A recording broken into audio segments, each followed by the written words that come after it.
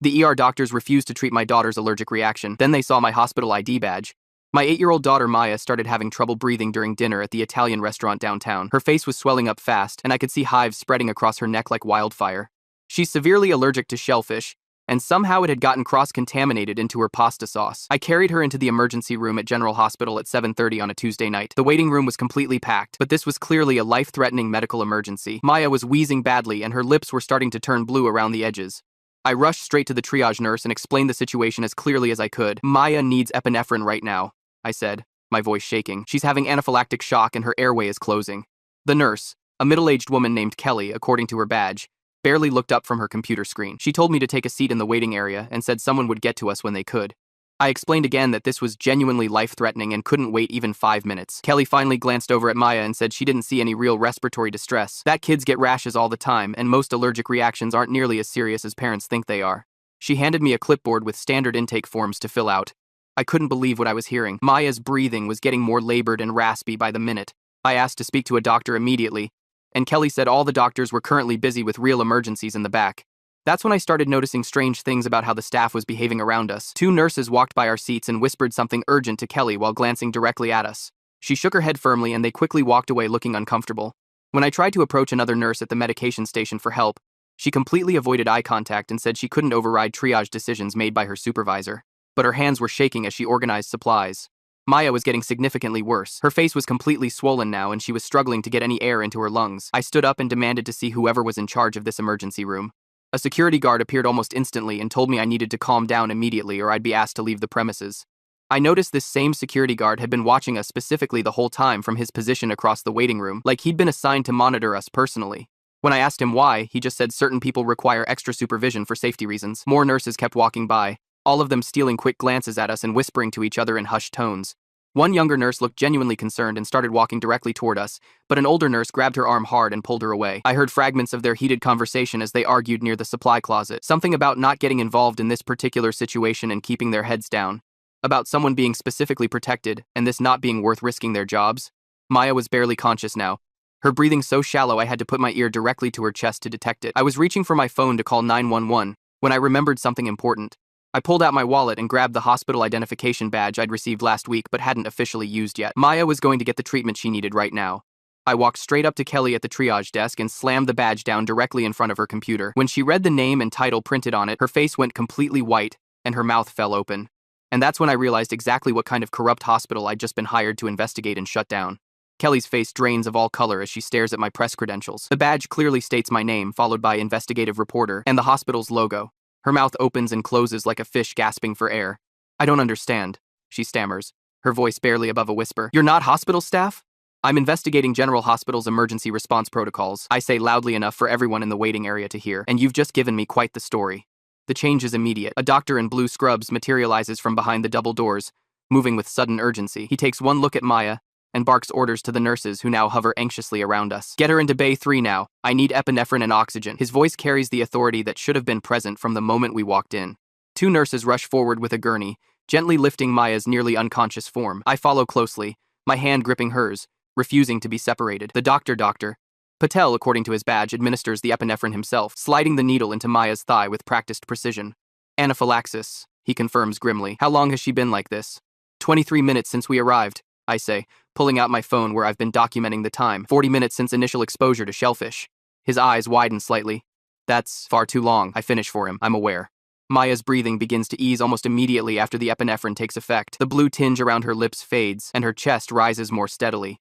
I feel tears of relief burning behind my eyes but force them back. I need to stay focused. I scan the room for the security guard who had been watching us so intently, but he's nowhere to be seen, disappeared the moment my credentials came to light. "I need you to document everything," I tell Dr. Patel, who's now listening to Maya's lungs with his stethoscope. "Time of treatment, her condition upon arrival, everything." He nods, looking genuinely concerned. "Of course, this should never have happened." As the medical team works to stabilize Maya, I pull out my notebook and begin writing down every detail I can remember: names, times, exact phrases used. The younger nurse who had tried to help earlier catches my eye from across the room. She gives me a slight nod before turning back to adjust Maya's IV. 20 minutes later, a woman in an expensive charcoal suit strides into the treatment area. Her heels click purposefully against the linoleum floor, and the staff visibly tense at her arrival. "I'm Sharon Blackwell, hospital administrator," she announces, extending her hand with a practiced smile that doesn't reach her eyes. I understand there's been some confusion about your daughter's condition. Confusion? I repeat, deliberately not taking her hand. Your triage nurse refused emergency treatment for a child in anaphylactic shock while your security staff monitored us like criminals.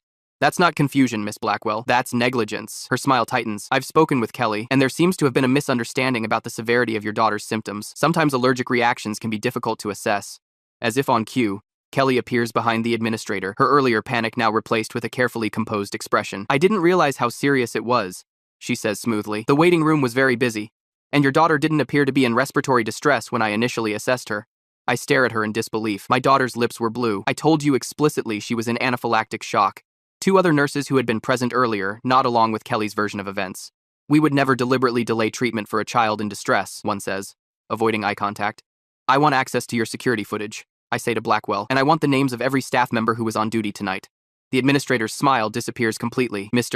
That footage will show exactly what happened from the moment we walked in, I continue, including how your security guard was specifically watching us and how multiple staff members were warned away from helping my daughter. Dr. Patel approaches with Maya's chart. She's stabilizing, but I'm recommending overnight observation. Anaphylaxis can sometimes have a biphasic reaction, with symptoms returning hours later. Blackwell places a hand on my shoulder, which I immediately shrug off. We'll arrange a private room for your daughter, she says, with accommodations for you to stay overnight as well. Our best suite, no charge, of course. Are you trying to buy my silence? I ask bluntly. Not at all, she replies smoothly. We simply want to ensure your daughter receives the very best care we can provide. Perhaps once she's settled, you and I could discuss any concerns you might have. I'm sure we can reach an understanding that benefits everyone involved. Maya's eyes flutter open, and she reaches weakly for my hand. Her face is still swollen, but the terror in her eyes has subsided. I squeeze her fingers gently. The only understanding we're going to reach, I tell Blackwell quietly, is about exactly how deep this corruption goes, because what happened tonight wasn't a mistake or a misunderstanding. It was policy. The administrator's face hardens. That's a serious accusation. Yes, I agree, looking directly into her eyes, and I'm just getting started. I wake to the sound of hushed voices outside Maya's hospital room. The private suite administrator Blackwell arranged is nicer than most hotel rooms, plush recliner, actual artwork on the walls, even a Keurig coffee maker in the corner. But the luxury doesn't mask what this really is, an attempt to buy my silence. Maya sleeps peacefully in the hospital bed, her breathing finally normal, though her face is still slightly swollen. The IV in her arm steadily delivers fluids and medication. I check my watch. 8:17 a.m. We've been here nearly 13 hours. The door opens quietly, and I expect to see Dr. Patel on his morning rounds. Instead, two people in expensive suits enter, a man and woman, both carrying leather portfolios. Their expressions are practiced masks of professional concern. Mr. Davis, the woman extends her hand. I'm Vanessa Cortez, General Hospital's legal counsel. This is my colleague, James Whitfield. I don't shake either of their hands. You're here awfully early for a social call. Cortez smiles thinly. We wanted to speak with you before you left the hospital about last night's unfortunate misunderstanding. Whitfield opens his portfolio and extracts a document. We've prepared a settlement agreement that we believe is quite generous. The hospital is prepared to cover all medical expenses related to your daughter's treatment, plus compensation for emotional distress. I glance at the papers. The figure on the bottom line has 6 digits. In exchange for what? I ask, though I already know. Standard confidentiality provisions, Whitfield says smoothly. Agreement not to discuss the incident publicly or with the press. Mutual release of all potential claims. I let out a short laugh. You do realize who I am, right? What I do for a living? We understand you're a journalist, Cortez says carefully, but surely you can appreciate the hospital's position. Misunderstandings happen in emergency medicine. Split-second decisions. It wasn't a misunderstanding. I interrupt, and it wasn't a split-second decision. Kelly deliberately denied my daughter care for 23 minutes while she was in anaphylactic shock. And it wasn't the first time something like this has happened here. Their expressions don't change, but I notice Whitfield's grip tighten on his pen. That's quite an accusation, Cortez says. Do you have evidence to support that claim? I reach for my laptop bag and pull out a flash drive. I've been investigating General Hospital for 3 months. Specifically, your emergency department's practice of delaying or denying care to certain patients. Maya stirs in her bed, and I lower my voice. I have testimony from 15 families who experienced similar treatment. Patients without insurance or with Medicaid being made to wait while their conditions worsened. Documentation showing falsified response times. Internal communications about resource allocation priorities. Whitfield's face hardens. Where did you get that information? I'm an investigative journalist. It's what I do. I slip the drive back into my bag. What I didn't expect was to become part of my own story. But here we are. Mr. Davis, Cortez says, her voice now ice cold, I strongly advise you to consider our offer. Publishing unsubstantiated allegations against this hospital could have serious consequences. I don't publish unsubstantiated anything, I reply. Everything I write is backed by evidence, like the security footage from last night that I've already requested through official channels. The door opens again, and a nurse I haven't seen before enters to check Maya's vitals. She glances nervously between me and the lawyers before focusing on her work. How is she doing? I ask her. Much better, she says quietly. Dr. Patel will be in shortly to discuss discharge. After she leaves, Cortez tries again. Perhaps we should continue this conversation somewhere private. No, I say firmly. I'm not leaving my daughter, and I'm not signing your papers. Maya's eyes flutter open. Dad? Her voice is raspy. I move to her bedside immediately, taking her hand. I'm right here, sweetheart. How are you feeling? Nos. My throat still hurts, she says. Can we go home? Soon, I promise. The doctor's coming to check on you. The lawyers exchange glances and retreat to the corner of the room, whispering urgently to each other. Later that morning, after Maya's been discharged with prescriptions and follow-up instructions, I receive a text from an unknown number. Security office, basement level B. Door code 4721. Come alone, 20 minutes. I hesitate, looking at Maya, who's dozing in the wheelchair hospital policy requires for discharge. I've already arranged for my neighbor, Mrs. Castillo, to meet us at home and stay with Maya while I return to work. Change of plans. I tell the volunteer escorting us, we need to make a quick stop before we leave. The basement corridors are eerily quiet compared to the bustling main floors. I follow the signs to security, punching in the code when I reach the unmarked door. It opens to reveal a small room lined with monitors showing different areas of the hospital. A young man with close-cropped hair and tired eyes looks up from the desk. His badge reads Marcus Jenkins, security supervisor. You the reporter? He asks without preamble. I nod. I've got 15 minutes before my supervisor returns. He slides a USB drive across the desk. 6 months of emergency department footage, indexed by date and time. I stare at him. Why are you doing this? Why are you doing this? My mother died in this ER 3 years ago. He says flatly. Asthma attack. They made her wait 45 minutes because her insurance had lapsed. By then it was too late. He nods toward the drive. The system automatically archives footage for 180 days. What's on there isn't pretty. I pocket the drive. Thank you. I was never here, he says, turning back to his monitors. The footage confirms everything I suspected and worse. Patients clearly in distress, being passed over for others with less urgent conditions, but better insurance. Staff consulting clipboards that I recognize as insurance verification forms before determining treatment priority. The same security guard who watched Maya and me consistently monitoring certain patients in the waiting area. 2 days later, I interview a former billing specialist who left General Hospital 6 months ago. She confirms that emergency staff were given daily cost containment directives, and that triage nurses like Kelly were evaluated partly on their resource utilization metrics. They never explicitly told us to deny care, she explains, her face blurred on camera at her request. But the message was clear. Certain patients were resource drains. We were supposed to optimize patient flow by prioritizing those with good insurance. When I pick Maya up from school that afternoon, her teacher pulls me aside. Maya had a panic attack during science class, she says quietly. They were discussing allergic reactions, and she became very upset. The school counselor spent some time with her. That night, Maya refuses to eat dinner. What if it happens again? She asks, pushing her plate away. What if we go to the hospital and they don't help me? I sit beside her, heartbreaking. That's not going to happen again, sweetie. I promise. You can't promise, she says with the devastating logic of an 8-year-old. You couldn't make them help me before. Before I can respond, my phone rings. The caller ID shows General Hospital CEO. Mr. Davis, says a deep voice when I answer. Richard Blackwood, I believe we should meet. I agree, I reply, watching Maya push food around her plate. Tomorrow, my office, 9 a.m., he says. It's not a request. I'll be there, I say, and I'll be bringing my evidence that Kelly was following official hospital policy when she denied my daughter emergency care. There's a long pause. That's a serious allegation. Yes, I reply, and I have the documents to prove it. The headline hits at 6 a.m. I'm brushing my teeth when my phone explodes with notifications. Our expose on General Hospital dominates the front page of the Metro section and the website's homepage. The headline is stark. Critical condition. Investigation reveals pattern of delayed care at General Hospital. Maya peers around the bathroom door, toothbrush in hand. Dad, is that your story? I nod, rinsing my mouth. Remember how I told you what happened to us might help other people? This is the first step. She studies the phone screen, her small finger tracing over the subheadline. What does systemic negligence mean?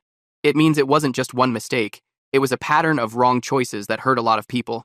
Her eyes meet mine in the mirror. Like me? Yes, sweetheart, like you. I kneel down to her level, but you helped stop it.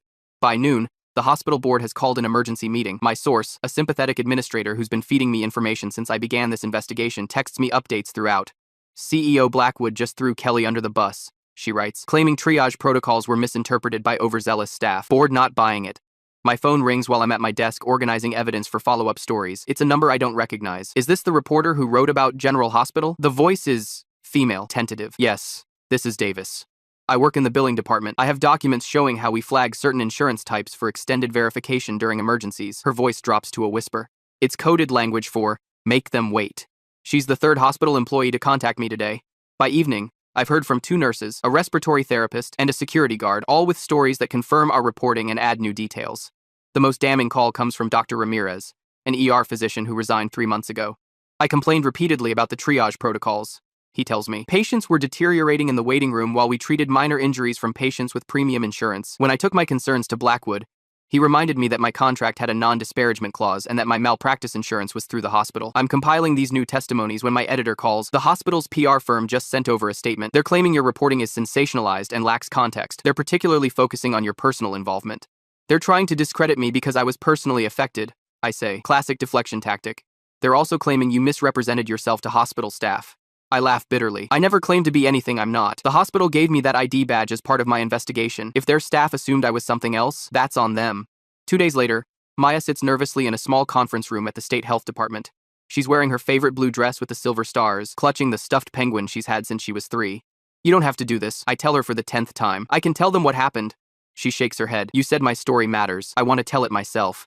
The hearing officer, a kind-faced woman named Miss Patel, speaks directly to Maya. Can you tell us what happened when you went to the hospital? Maya's voice starts small but grows stronger as she speaks. I ate something with shellfish by accident. My throat got tight and it was hard to breathe. My dad carried me into the hospital, but the nurse wouldn't help us. She looks down at her penguin. She made us wait even though my lips were turning blue. I was really scared I was going to die. Her simple testimony silences the room. Even the hospital's attorney stops taking notes. That evening, the hospital's PR offensive kicks into high gear. A spokesperson appears on the local news claiming, I manipulated my daughter's medical emergency for a story. They release internal emails suggesting I deliberately withheld my press credentials to entrap staff. They're desperate, my editor says when I call her in a rage. And desperate people make mistakes. She's right. The next morning, I receive an encrypted email containing financial records showing payments from insurance companies to a consulting firm owned by CEO Blackwood's brother. The payments correlate exactly with policy changes at the hospital regarding emergency care prioritization. Follow the money, my source writes. The kickbacks weren't just about saving costs, they were incentivizing delays for certain insurance types. I take the evidence to the state medical board, which launches a formal investigation the same day. The hospital's lawyers file an emergency injunction to block the investigation, but a judge denies it within hours. That night, I get a call from Kelly. I want to talk, she says, her voice shaking, but I need guarantees. What kind of guarantees? Immunity and protection. They're already saying this was all my idea, that I was freelancing with the triage protocols. She sounds on the verge of tears. I was following explicit instructions from administration. We all were. I'll need proof, I tell her. I have the emails and the training materials. They're making us the scapegoats while they destroy evidence. I arrange for Kelly to meet with the state investigators the next day. Before she arrives, I receive an anonymous tip that security footage from the ER is being systematically deleted from hospital servers. They're erasing the past 6 months of waiting room footage, my source writes. IT was ordered to purge everything. I immediately call Marcus Jenkins, the security supervisor who gave me the initial footage. They're already too late, he says with grim satisfaction. I've been backing up everything to an external server since the day after you visited. Every deleted file is being preserved. When Kelly arrives at the state investigator's office, she brings a thumb drive containing years of internal communications. The most damning is a memo from CEO Blackwood himself, outlining what he calls financial triage protocols. Emergency care is our greatest financial liability, he wrote. By implementing strategic resource allocation based on payer status, we can improve our bottom line by an estimated 22% annually. The memo includes a prioritization matrix, a literal chart showing how long to make patients wait based on their insurance status. Those with no insurance or Medicaid are in the bottom tier, with acceptable wait times of up to 60 minutes for conditions including respiratory distress and allergic reactions. Maya's case was not an accident, it was policy. By the end of the week, the state medical board has suspended General Hospital's emergency department certification pending a complete review. CEO Blackwood is placed on administrative leave, and the hospital board announces an independent audit of all patient care protocols. That night, Maya crawls into bed beside me, her small hand finding mine in the darkness. Did we win? She asks sleepily. I think about the dozens of families who've come forward with stories like ours, about Kelly and the other whistleblowers risking their careers to expose the truth, about the investigations that are just beginning. We're winning, I tell her, squeezing her hand. And more importantly, we're making sure what happened to you won't happen to other kids. She nods against my shoulder. Satisfied. Good, because it was really scary. I know, sweetheart. I kiss the top of her head. I know it was. The news breaks on a Monday morning. I'm pouring cereal for Maya when my phone lights up with a notification from the State Department of Health. I scan the press release. Milk carton suspended midair. What is it, Dad? Maya asks, pushing her spoon around her empty bowl. They've revoked General Hospital's emergency department certification, I say, setting down the milk. Effective immediately. Maya's eyes widen. What does that mean? It means they can't operate their emergency room until they fix all the problems we exposed. I slide the milk toward her. It's a big deal. Hospitals rarely lose certification like this. For 3 weeks since our investigation was published, the momentum has been building. What started as one child's nightmare in an emergency room has snowballed into the biggest healthcare scandal our city has seen in decades. Maya pours her milk carefully, her tongue poking out in concentration. Will people still get help if they're sick?